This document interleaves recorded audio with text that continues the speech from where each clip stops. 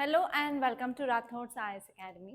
So ఈరోజు వచ్చి మనం 3rd ఆగస్ట్ 2024 వచ్చిన కరెంట్ అఫైర్స్ సెలవులో చూద్దాం. సో ఈరోజు సాటర్డే కాబట్టి అన్ని ఎక్కువ ఆర్టికల్స్ అయితే ఏం లేవు. అరౌండ్ 5 to 6 అయితే మనకి ఇంపార్టెంట్ కనిపిస్తున్నాయి. అండ్ మోస్ట్లీ ఏంటంటే వైనాడ్లో జరిగిన ల్యాండ్ స్లైడ్స్ రిలేటెడ్ ఆర్టికల్స్ చాలా ఉన్నాయి. అండ్ నెక్స్ట్ వచ్చేసి ఈవెన్ హిమాచల్ ప్రదేశ్ అండ్ ఉత్తరాఖండ్లో జరిగిన క్లౌడ్ బర్స్ట్ సంబంధించిన ఫ్లడ్స్ అండ్ రెస్క్యూ ఆపరేషన్స్ అనేవి చాలా న్యూస్లో ఉన్నాయి కాబట్టి వాటి మీదనే ఎక్కువ ఫోకస్ చేయడం అనేది జరుగుతుంది కాబట్టి సో ఆల్రెడీ ఆ టాపిక్స్ మనం ఇంతకుముందు డిస్కస్ చేసాము. సో మనం వాటిని అంత పట్టించుకోవట్లేదు. సో ఏవైతే వేరే ఆర్టికల్స్ ఉన్నాయో వాటి మీద ఫోకస్ చేద్దాం. సో అరౌండ్ 20 to 25 మినిట్స్లో ఈ అనాలిసిస్ అనేది కంప్లీట్ చేయడానికి ట్రై చేస్తాను. సో అలాగని ఏ టాపిక్స్ మీద అయితే కాంప్రమైజ్ అయితే అవ్వను. ఓకే, సో ఇది వచ్చేసి మన ఫ్రంట్ పేజ్ అనమాట. సో ఇక్కడ మీరు చూసుకుంటే search continues amid feeding hope in Wayanad అంటే ఏంటంటే ఇక్కడ మీరు ఫోకస్ చేయాల్సింది ల్యాండ్ స్లైడ్స్ అనే టాపిక్ మీద. సో ఈ ల్యాండ్ స్లైడ్స్ వచ్చేసి జిఎస్ పేపర్ 1 జియోగ్రఫీలో చదువుకుంటాము. అండ్ అదే కాకుండా జిఎస్ పేపర్ 3లో ఎన్వైర్న్మెంట్ అండ్ ఈకాలజీలో కూడా చదువుకుంటాము. నెక్స్ట్ వచ్చేసి జిఎస్ పేపర్ 3 డిజాస్టర్ మేనేజ్మెంట్లో కూడా మనం ఈ టాపిక్ని చదువుకుంటాము. సో ఇక్కడ మీరు క్లియర్గా చూసినట్టయితే జియోగ్రఫీలో ఈ ల్యాండ్ స్లైడ్ అంటే ఏంటి అని చూసుకోవాలి. సో ఎస్పెషలీ మీరు ఐఎండి కానీ వరల్డ్ మెట్రలాజికల్ ఆర్గనైజేషన్ ఇచ్చే డెఫినేషన్ మీద మీరు ఫోకస్ చేయాలి. అదే కాకుండా ఈ ల్యాండ్ స్లైడ్స్ ఎందుకు జరుగుతున్నాయి అంటే కాజెస్ చూడాలి, దీనివల్ల కలిగే ఇంపాక్ట్స్ ఏంటి. సో ఇవన్నీ మీరు క్లియర్ కట్గా చూసుకోవాల్సిన అవసరం అయితే ఉంది. అండ్ నెక్స్ట్ వచ్చేసరికి ఇందులో మనకి డిఫరెంట్ టైప్స్ కూడా ఉంటాయి. ఆ టైప్స్ ఒక 5 టైప్స్ ఉంటాయి. వాటి మీద కూడా మీకు ప్రిలిమ్స్ క్వశ్చన్ వచ్చే ఛాన్సెస్ అయితే చాలా ఉన్నాయి. అండ్ నెక్స్ట్ వచ్చేసి ఎన్వైర్న్మెంట్ అండ్ ఈకాలజీలో ఏ విధంగా మీకు క్వశ్చన్ వచ్చే అవకాశం ఉంది అంటే మన క్లైమేట్ చేంజ్ అనేది జరుగుతుంది సిసి. సో ఈ క్లైమేట్ చేంజ్ వల్ల మనకి ల్యాండ్ స్లైడ్స్ అనేవి ఇంక్రీజ్ అవుతున్నాయని చదువుతున్నాము. అదే కాకుండా నిన్న మనం పేపర్ ఎడిటోరియల్లో ఇలా ల్యాండ్ స్లైడ్స్కి కారణం ఏంటంటే 2 ఇంపార్టెంట్ రీజన్స్ చూసాము అక్కడ. సో ఫస్ట్ రీజన్ వచ్చేసి డిఫారెస్ట్రేషన్ వల్ల అండ్ నెక్స్ట్ వచ్చేసి ఏంటి అంటే క్లైమేట్ చేంజ్ వల్ల అని చదివాం కదా. సో అలా క్లైమేట్ చేంజ్ వల్ల ఇలాంటి డిజాస్టర్స్ ఎందుకు జరుగుతున్నాయి, వాటిని ఎలా అరికట్టాలి, ఆ విధంగా మీరు ఆలోచించాలి. సో నెక్స్ట్ వచ్చేసి మనకి డిజాస్టర్ మేనేజ్మెంట్లో డిజాస్టర్ మేనేజ్మెంట్ సైకిల్ చూసుకోవాలి. ఈ డిఎం సైకిల్లో ఏంటి అంటే మనకి డ్యూరింగ్ డిజాస్టర్ ఎలాంటి స్టెప్స్ తీసుకోవాలి, disaster steps, and after disaster అంటే post disaster steps, and next వచ్చేసి ప్రీ డిజాస్టర్ స్టెప్స్ మీద మీరు ఫోకస్ చేయాలి. సో ఎక్కడెక్కడ ఎలాంటి మనం స్టెప్స్ తీసుకోవాలని చెప్పి క్లియర్గా మనం చూడాల్సిన అవసరం అయితే ఉంది అనమాట. సో ఈ టాపిక్ మీద వచ్చేసి మీకు మెయిన్స్ క్వశ్చన్స్ వచ్చే ఛాన్సెస్ చాలా చాలా ఎక్కువగా ఉన్నాయి. ఎవరైతే 2025లో మెయిన్స్ రాయబోతున్నారో వాళ్ళకి ఈ టాపిక్ మీద చాలా పట్టు అనేది ఉండాలి. సో ఇదండి మీరు చూసుకోవాల్సింది. అండ్ నెక్స్ట్ వచ్చేసరికి ఏంటి అంటే ఈ హైదరాబాద్ పేజ్లో అంత ఇంపార్టెంట్ ఆర్టికల్స్ అయితే ఏం లేవు. ఈవెన్ విజయవాడ పేపర్ కూడా రిఫర్ చేశాను, సో అందులో కూడా ఏం లేవు. కానీ ఇక్కడ ఏంటంటే ఇన్కాయిస్ అనే పదం ఇక్కడ కనిపిస్తుంది కదా, ఆ ఇన్కాయిస్ మీద కొన్ని ఫ్యాక్ట్స్ అనేవి మీరు తెలుసుకోవాలి.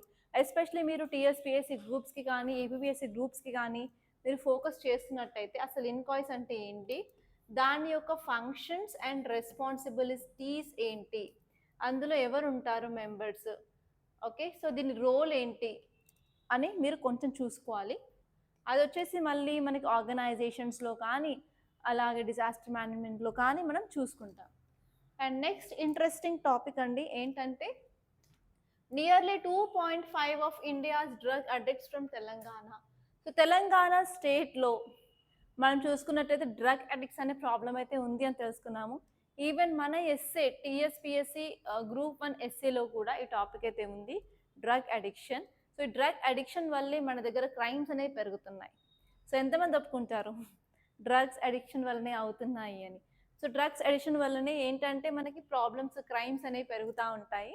సో ఇక్కడ డేటా వచ్చేసి minister of state for social and justice and empowerment చెప్పారు ఏంటంటే 2019 నాటికి మన తెలంగాణలో 2.5% అనేది డ్రగ్ అడిక్ట్స్ ఉన్నారు మన ఇండియాలో మొత్తంకి వెళ్ళా అని చెప్తున్నారు.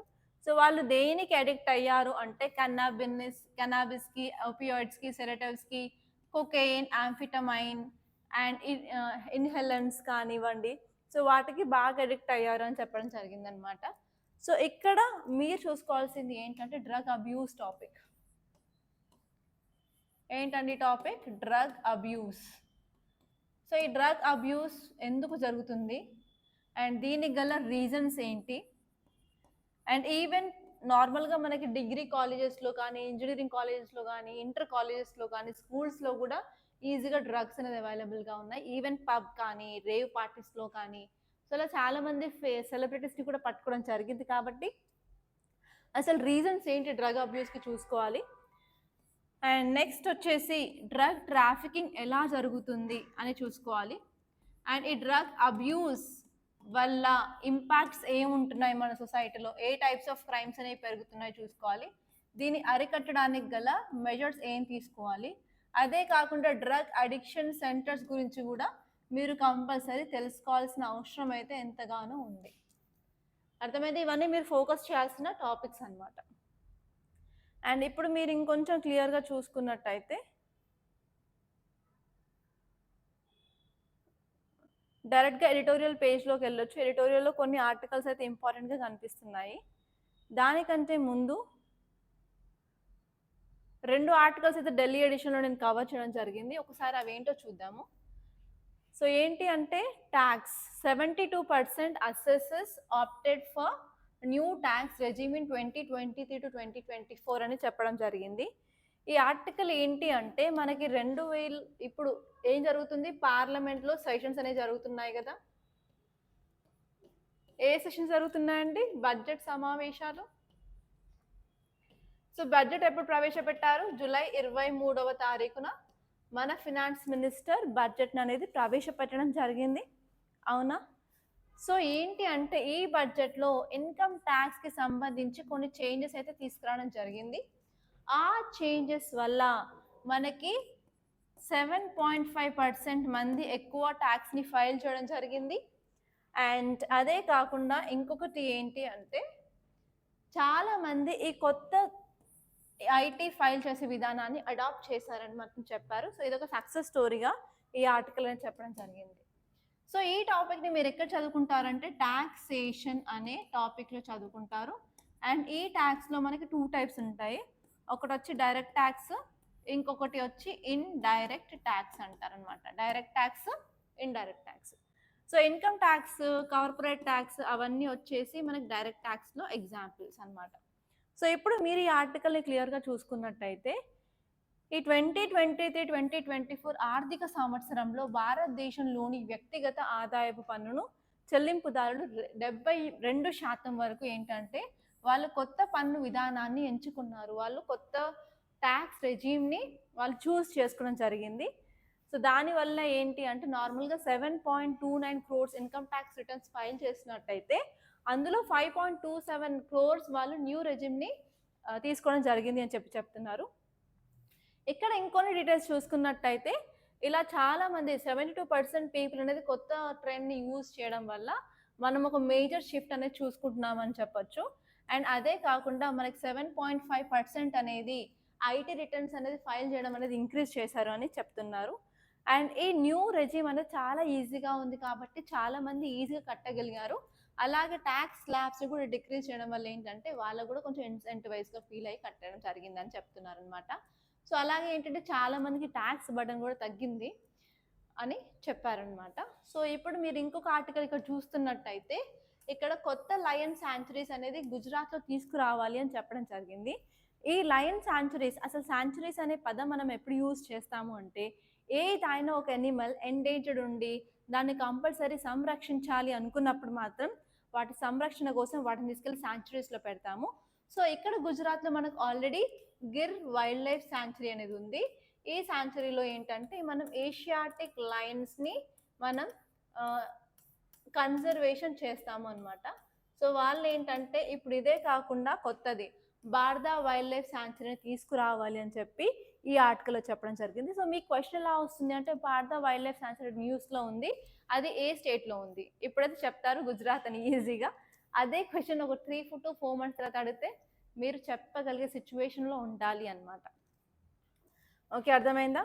సో ఇప్పుడు మీరు కంటెక్స్ట్ చూసుకున్నట్టయితే గుజరాత్లోని ఆసియా సింహాలకు సంబంధించి అంటే ఏషియాటిక్ లయన్స్ సంబంధించి సమస్యలను గుజరాత్లోని పరిష్కరించాలి అని చెప్పి రాజ్యసభ ఎంపీ ఒకరు చెప్పారనమాట, మోదీని కోరారు. సో మనం ఇంకొక వైల్డ్ లైఫ్ శాంక్చురీ తీసుకురావడం వల్ల ఈ ఏషియాటిక్ లయన్స్ని మనం బాగా సంరక్షణ చేయొచ్చు అని చెప్పడం జరిగింది.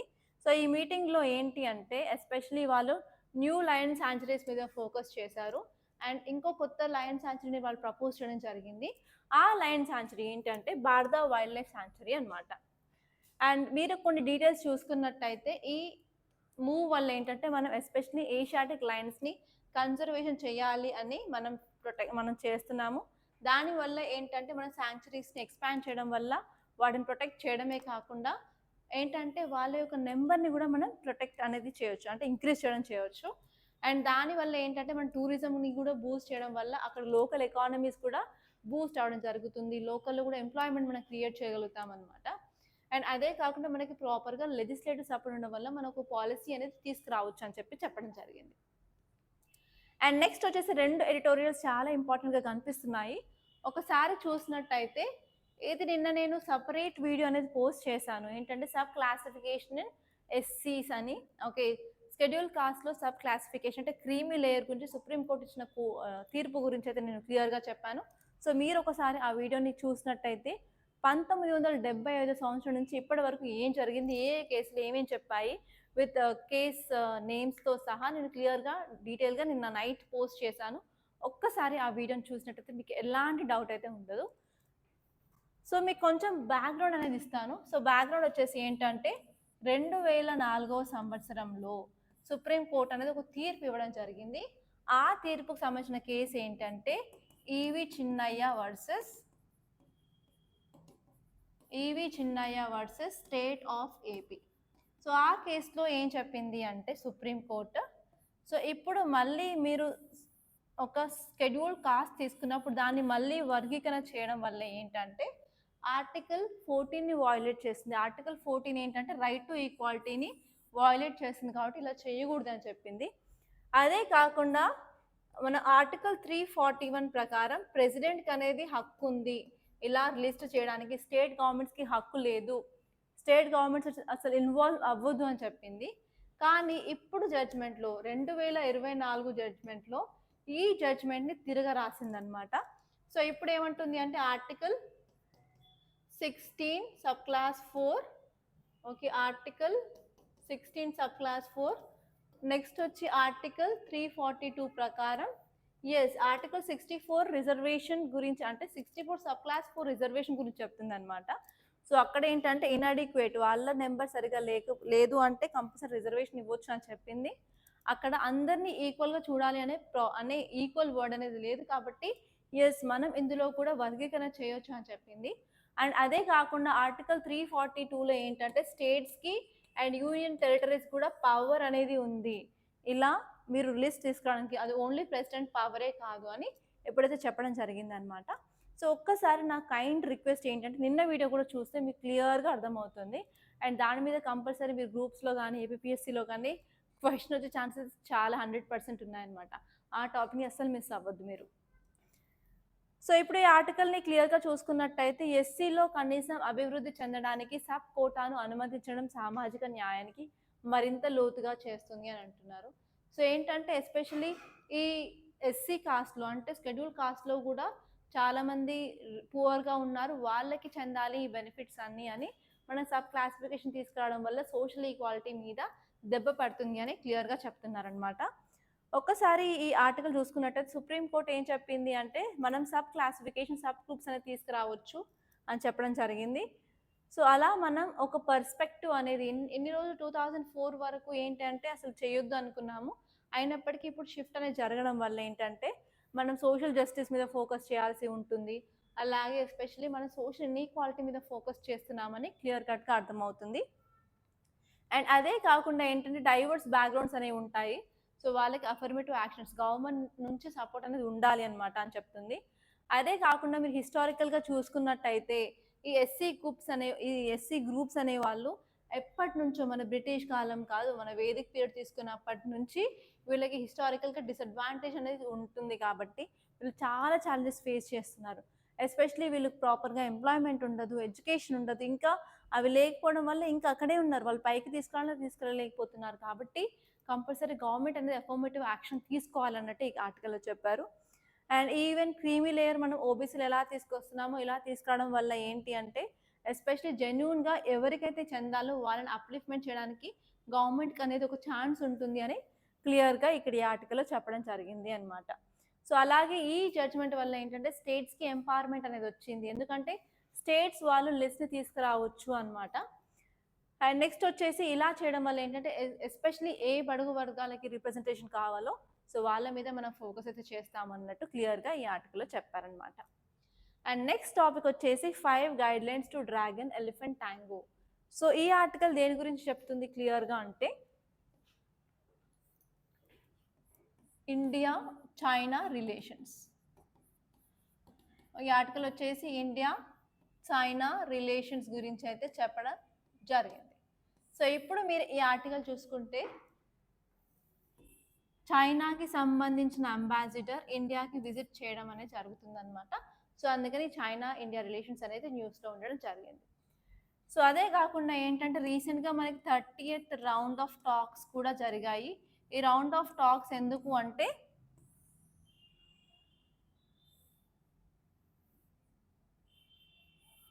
సో ఇక్కడ మీరు చైనా ఇండియా బార్డర్ చూసుకున్నట్టయితే ఈ వెస్టర్న్ సెక్టార్లో, ఈ సెంట్రల్ సెక్టార్లో, ఈస్టర్న్ సెక్టార్లో మనకి విభేదాలు అయితే ఉండడం జరిగింది. సో ఇక్కడ వచ్చేసరికి ఏంటంటే 2020 సంవత్సరం నుంచి అరౌండ్ 4 years నుంచి కొన్ని ఏరియాస్ ఇండియాకి సంబంధించిన ఏరియాస్ అనేది చైనీస్ కంట్రోల్లో ఉన్నాయి. అండ్ ఈవెన్ ఎన్నిసార్లు మనం టాక్స్కి వెళ్ళినా కూడా ఆ టాక్స్ అనేది రిజాల్వ్ అవ్వట్లేదు అనైతే ఉంది. సో ఇప్పుడు ఈ చైనా అంబాసిడర్ మన ఇండియాకి వస్తున్నారు కాబట్టి సో మనం బైలాటరల్ రిలేషన్స్ ఎలా ఇంప్రూవ్ చేసుకోవాలి, ఏ ఏరియాలో ఫోకస్ చేసుకోవాలని ఈ ఆర్టికల్ అయితే చెప్తుంది. సో ఇక్కడ 5 మంత్రాస్ అనేది మీద ఫోకస్ అయితే చేస్తున్నారు. ఆ 5 ఏరియాస్ ఏంటో ఇప్పుడు మనం చూద్దాము. ఈ ఆర్టికల్ వచ్చేసి మీకు మెయిన్స్కి ఇంపార్టెంట్, అది కూడా జిఎస్ పేపర్ 2లో ఇంటర్నేషనల్ రిలేషన్స్లో మీరు చూసుకుంటారు అనమాట. సో ఒక్కసారి ఈ ఆర్టికల్ని చూసినట్టయితే భారతదేశంలోని 17వ చైనా రాయబారి అయిన సో అండ్ సో పర్సన్ 5 పరస్పరం అనే 5 మార్గదర్శకాల ద్వారా చైనా భారతదేశ సంబంధాలను పెంపొందించడం యొక్క ప్రాముఖ్యతను వాళ్ళు ఫోకస్ చేస్తున్నారు. సో ఆ 5 ఏరియాస్ ఏంటి అంటే ఫస్ట్ వచ్చి మ్యూచువల్ రెస్పెక్ట్ అంటే పరస్పర గౌరవం. అండ్ నెక్స్ట్ వచ్చి అండర్స్టాండింగ్ అంటే అవగాహన. నెక్స్ట్ వచ్చి ట్రస్ట్ అంటే నమ్మకం. అండ్ నెక్స్ట్ వచ్చి అకామిడేషన్ అంటే వసతి. And next one is accomplishment అంటే సాఫల్యం. సో ఈ 5 ఏరియాస్ మీద మనం ఫోకస్ చేసినట్టయితే ఇండియా చైనా రిలేషన్స్ అనేది బాగుంటాయని చెప్తున్నారు అనమాట. సో ఇప్పుడు మీరు క్లియర్గా చూసినట్టయితే హిస్టారికల్ డిపెండెన్స్. సో చైనాకి ఇండియాకి మధ్యలో చాలా వరకు హిస్టరీతో కొలాబరేషన్ అనేది ఉండడం జరిగింది. సో అది ఒక సాలిడ్ ఫౌండేషన్ అనమాట మన ఫ్యూచర్ రిలేషన్స్కి. అలాగే మనం ప్రాపర్గా స్ట్రెంథనింగ్ ఆఫ్ మన కరెంట్ టైస్ కూడా మనం ఇంప్రూవ్ చేసుకుంటున్నాము. If you see culture relations between India and China చూసుకున్నట్టయితే మనకు ప్రాపర్గా రెస్పెక్ట్ ఉంది. అలాగే మనం బైలాటరల్ రిలేషన్స్ని పెంపొందించుకోవడానికి కూడా ఈ కల్చర్ రిలేషన్స్ అనేవి యూజ్ అవుతాయి. అదే కాకుండా మనం ఎప్పుడైనా సరే ఏదైనా గొడవ కానీ డిస్ప్యూట్ అనేది వచ్చినప్పుడు ఏంటంటే డైలాగ్స్ ద్వారా వెళ్ళడం వల్ల మనం తొందరగా దాన్ని రిజాల్వ్ చేసుకోవచ్చు అనుకుంటాము. కాకపోతే దానివల్ల ఏంటంటే మనం ట్రస్ట్ని ఇంప్రూవ్ చేసుకోవచ్చు, అలాగే డిప్లొమాటిక్ రిలేషన్స్ని కూడా ఇంప్రూవ్ చేసుకోవచ్చు అని ఈ ఆర్టికల్ అయితే చెప్పడం జరిగింది. అలాగే మనం కోఆపరేషన్ కూడా ఇంక్రీజ్ చేసుకోవచ్చు అనమాట. అండ్ ఏదైనా సరే కాన్ఫ్లిక్ట్ ఉన్నట్టయితే మనం పీస్ఫుల్గా రిజల్యూషన్ చేసేసి మనం స్ట్రాంగ్ రిలేషన్షిప్ని మనం చేసుకోవచ్చు. అండ్ నెక్స్ట్ వచ్చేసి ఇలా చేయడం వల్ల ఏంటంటే మన ఫ్యూచర్లో లాంగ్ రన్లో మనము చైనా బైలాటరల్ రిలేషన్స్ అనేది చేసుకోవచ్చు అన్నట్టు ఇక్కడ చెప్పడం జరిగిందనమాట. అండ్ నెక్స్ట్ టాపిక్ వచ్చేసి centre reissues draft notification on eco sensitive areas and Western Ghats. So first ఇక్కడ వచ్చేసరికి వెస్టర్న్ ఘాట్స్ ఎక్కడుందో మీరు చూసుకోవాలి. సో ఇది వెస్టర్న్ ఘాట్స్ కదా. సో ఏ స్టేట్స్లో ఈ వెస్టర్న్ ఘాట్స్ అనేవి మూవ్ అవుతున్నాయి కూడా చూసుకోవాలి. సో ఎన్ని స్టేట్స్లో మూవ్ అవుతుందో ఆ స్టేట్స్ ఏంటి అంటే నార్మల్గా 6 రాష్ట్రాలలో మూవ్ అవుతాయి. ఆ 6 రాష్ట్రాలు ఏంటి చూసుకోవాలి. అండ్ దీనికి సంబంధించి 2 కమిటీస్ ఉన్నాయండి. ఒకటేమో కస్తూరి రంగన్ కమిటీ అంటారు, కస్తూరి రంగన్. అండ్ నెక్స్ట్ వచ్చేసి గాడ్గిల్ కమిటీ. ఈ 2 మీరు ఫోకస్ చేయాల్సిన విషయాలన్నమాట. సో ఎందుకు వెస్టర్న్ ఘాట్స్ అనే న్యూస్లో ఉంది అంటే కేరళలో జరిగిన ల్యాండ్ స్లైడ్స్ వల్ల ఇక్కడ మళ్ళీ ఈ ఏరియాని మనం ఈకో సెన్సిటివ్ జోన్గా ప్రకటించాలి. ఇక్కడ డీఫారెస్టేషన్ని కానీ మైనింగ్ని కానీ ఆపాలి అన్నట్టు ఒక డ్రాఫ్ట్ నోటిఫికేషన్ అనేది తీసుకొచ్చారనమాట. సో అందుకని న్యూస్లో ఉంది. ఒకసారి మనం క్లియర్గా దీన్ని చూసినట్టయితే 6 రాష్ట్రాల్లోని పశ్చిమ కనుమల భాగాలను పర్యావరణ సున్నిత ప్రాంతాలుగా వర్గీకరిస్తూ ఇప్పుడు మన కేంద్ర ప్రభుత్వం 6వసారి డ్రాఫ్ట్ నోటిఫికేషన్ను మళ్ళీ విడుదల చేసింది. అది విడుదల చేసి ఇప్పుడు పబ్లిక్ డొమైన్లో పెట్టిందనమాట. పబ్లిక్ అనేది వాళ్ళ యొక్క డెసిషన్స్ కానీ వాళ్ళ యొక్క రికమెండేషన్ సజెషన్స్ అనేవి ఇవ్వచ్చు అనమాట. ఇప్పుడు చెప్పేది ఇలా డ్రాఫ్ట్ పెట్టడం వల్ల మనకి ఏం అర్థమవుతుంది అంటే ఎస్పెషల్లీ గవర్నమెంట్ అనేది వెస్టర్న్ ఘాట్స్ కన్జర్వేషన్ మీద ఫోకస్ చేస్తున్నారు. అలాగే ఎన్వైర్న్మెంట్ డిగ్రేడేషన్ కానీ ఎకలాజికల్ డిగ్రేడేషన్ కానీ తగ్గించాలని ఫోకస్ చేస్తున్నట్టు మనకు అర్థమవుతుంది. అదే కాకుండా మన ఎకనామీస్ మీద ఇంపాక్ట్ అయితే ఉంటుంది. ఎప్పుడైనా సరే మైనింగ్ని డిఫారెస్టేషన్ని ఆపాలనుకున్నప్పుడు కంపల్సరీ అగ్రికల్చర్ కానివ్వండి, అక్కడ లోకల్ ఎకానమీస్ ఇన్ఫ్రాస్ట్రక్చర్ డెవలప్మెంట్ అవన్నీ కొన్ని కన్సర్న్స్గా ఉన్నట్టు తెలుస్తుంది. అలాగే మన లైవ్లీహుడ్స్ మీద కూడా నెగటివ్ ఇంపాక్ట్ అయితే కంపల్సరీ ఉండడం జరుగుతుంది. అదే కాకుండా పబ్లిక్ ఎంగేజ్మెంట్ మీద కూడా మనం ఫోకస్ చేయాలి. సో ఎప్పుడైనా సరే మనం గవర్నమెంట్ ఏ పాలసీ తీసుకొచ్చినా కూడా పీపుల్ అనేది పార్టిసిపేట్ చేయలేదు అంటే అది వేస్ట్ అయిపోతుంది కదా. సో పీపుల్ పార్టిసిపేషన్ కూడా అంతే ఇంపార్టెంట్ అనమాట.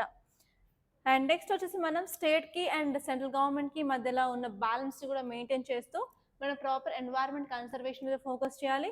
అలాగే రీజనల్ డెవలప్మెంట్ మీద కూడా ఫోకస్ చేయాల్సి ఉంటుంది. అలాగే ఏదైతే లెజిస్లేటివ్ టైం లైన్ ఉందో అది కూడా మనం ప్రాపర్గా రిఫ్లెక్ట్ చేయాల్సిన అవసరం అయితే ఉంది. సో ఇలా మన ఫ్యూచర్ ఎకోసిస్టమ్ని మనం బ్యాలెన్స్ చేసుకుంటూ ఇప్పుడు మనం ఎకనామిక్ డెవలప్మెంట్ మీద ఫోకస్ చేయాలి. అండ్ ఇప్పటివరకు ఏవి డిగ్రేడేషన్ అయిందో దాని మీద మనం కన్సర్వేషన్ అనేది ఫోకస్ చేయాల్సి ఉంది అని చెప్తున్నారనమాట. సో అలాగే నేను ఇక్కడ 2 క్వశ్చన్స్ అయితే ఇచ్చాను, మెయిన్స్ క్వశ్చన్స్. ఒకసారి మీరు చూడండి. పశ్చిమ కనుమల్లోని పర్యావరణ సున్నిత ప్రాంతాల ప్రాముఖ్యతను మరియు ఈ ప్రాంతాలపై డ్రాఫ్ట్ నోటిఫికేషన్ యొక్క చిక్కులను చర్చించండి.